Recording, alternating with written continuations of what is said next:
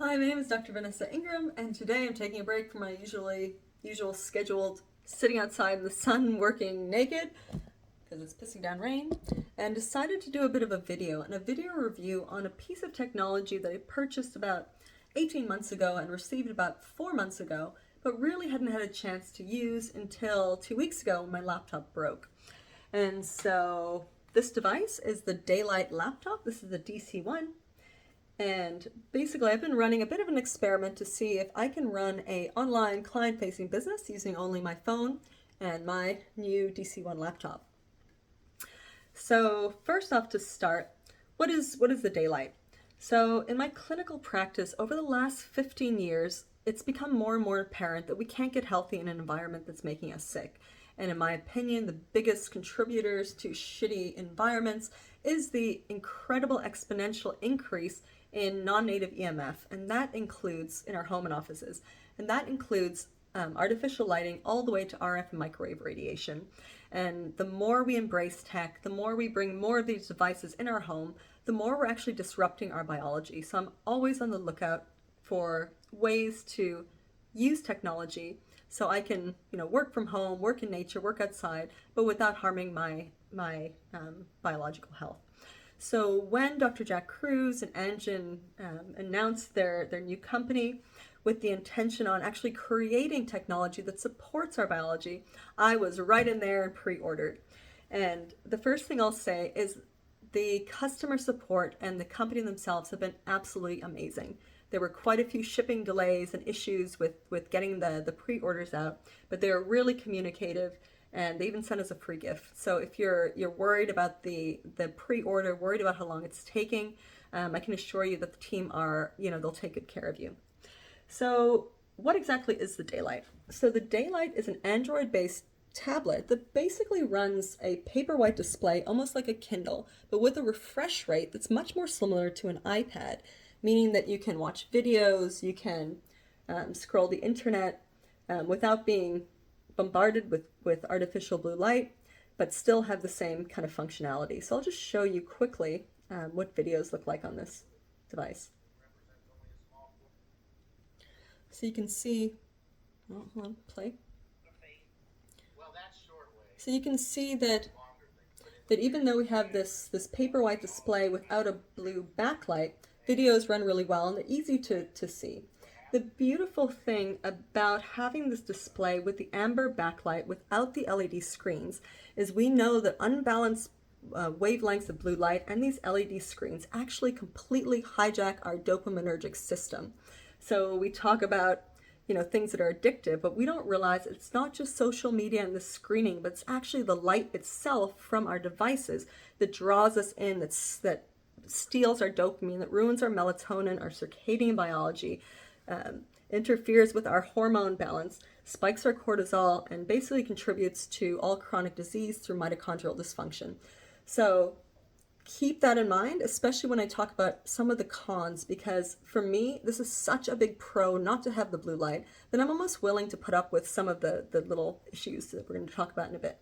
So first off, videos work great. Browsing the internet is good. What you will find though, if you try to use social media on this, it's kind of boring. Without the blue light, you'll find that, or I find, I'm much less distracted, I'm much more focused, I'm much less drawn into the device, and I just want to kind of get my work done and then put it away, which is huge and has been so beneficial to my mental health. I love the reader and the ability to read PDFs, to annotate, to take notes on the Daylight. Back in the day, I would always download and print out different papers and blogs I wanted to read and read them outside. But this represents a way I can kind of keep things together without having to use a printer and be able to edit documents.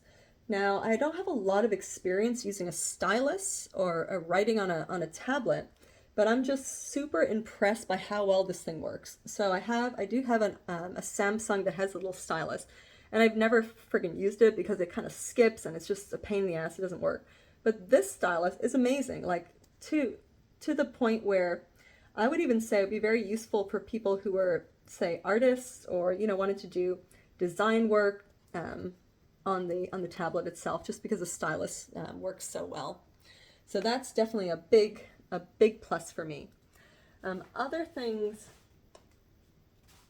I love about the Daylight, oh, this is silly, but they give you a really cool bag. I love the little bag they give you, it's pretty cute. Okay, so pretty much good to go.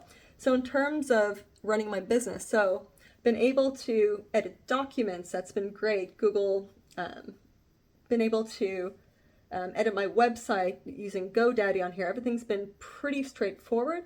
I wouldn't recommend it, obviously, for doing actual design work, because you do need the resolution, the color depth to kind of see what you're doing. But other than that, just for text editing, for creating client documents, been pretty good, pretty fantastic. Pretty happy with that. Let's see. Now let's talk about things that maybe are not so great about this, about the Daylight. So first off, I mentioned it's an Android tablet. So basically you have the Play Store, you can download all your apps. Now for my business, I do use the Google ecosystem, you know, Docs, Drive, and all of that. And the first thing that really pissed me off was when I first started using that, none of the Google apps would work. They would crash, they wouldn't sync, and you know, that made me just think this is a useless bit of technology. But shout out to Jesse from tech support.